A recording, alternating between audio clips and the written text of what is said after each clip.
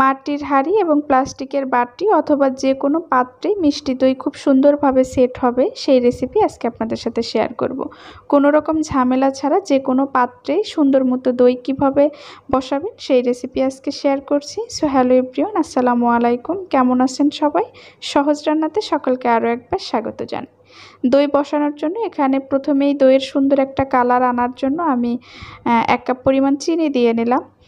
আর দইয়ের মিষ্টি যে যেরকম খাবেন সেই মোতাবেক চিনি দেবেন। তো চিনিটা একটু ক্যারামেল করে নেব, তবে একেবারে পুড়ে ফেলা যাবে না। হালকা একটু কালার আসার পর যখন এই পর্যায়ে আসবে, ঠিক এই পর্যায়ে আপনাকে দুধটা দিতে হবে।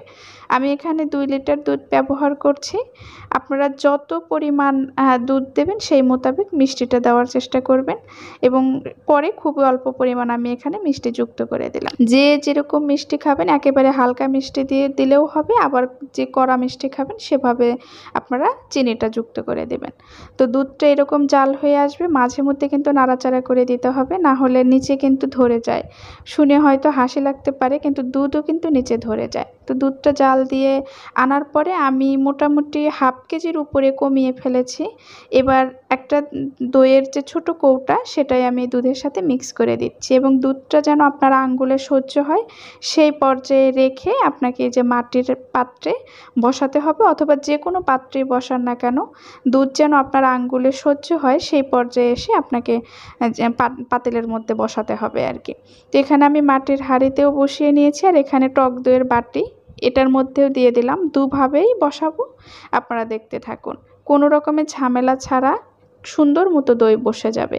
আর এখানে আমি মাটির হাঁড়ির যে মুখটা এটা জাস্ট একটুখানি ঢেকে দেওয়ার কারণে একটা ফয়েল পেপার দিয়ে মুখটা আটকে দিলাম। ফয়েল পেপারটা যেন নড়াচড়া না করতে পারে, যার কারণে একটা রাবারের সাহায্যে আটকে দিলাম।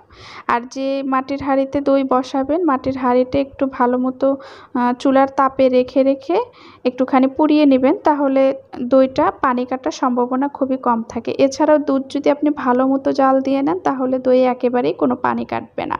তো এখানে আমি এই যে প্রথমে নিচে একটা কম্বল দিয়েছি, তার উপরে আমার একটা পরিষ্কার ওড়না দিয়েছি, আর এবার একসাথেই কিন্তু দুটো বসিয়ে দিলাম। দেখবেন দুটোই খুব সুন্দর মতো জমে যাবে, কোনো রকমের কোনো সমস্যাই হবে না।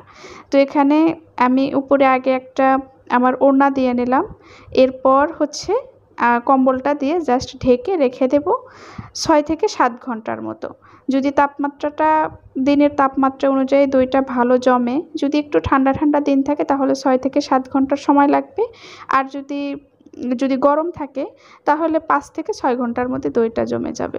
তো আমার দইটা জমতে 5 থেকে 6 ঘন্টা সময় নিয়েছিল। এবার আপনাদের খুলে দেখায় যে দেখেন কীরকম হয়েছে। এবার ফয়েল পেপারটা খুলে আপনাদের দেখাচ্ছি।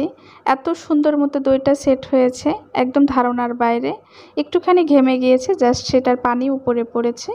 তো এই যে দেখতেই পাচ্ছেন কি দারুণ দইটা জমেছে। আর এই যে প্লাস্টিকের বাটিতে যেটা বসিয়েছিলাম সেটাও দেখেন কি সুন্দর হয়ে দইটা সেট হয়েছে। একেবারেই কিন্তু কোনো পানি নেই, একেবারে আঠালো দোকানের যে দই সেটার থেকেও কিন্তু বেটার হয়েছে। আজকের মতো এখানেই বিদায় নিচ্ছি, দেখা হবে আগামী কোনো ভিডিওতে। সে পর্যন্ত অনেক অনেক ভালো থাকবেন। আল্লাহ হাফেজ।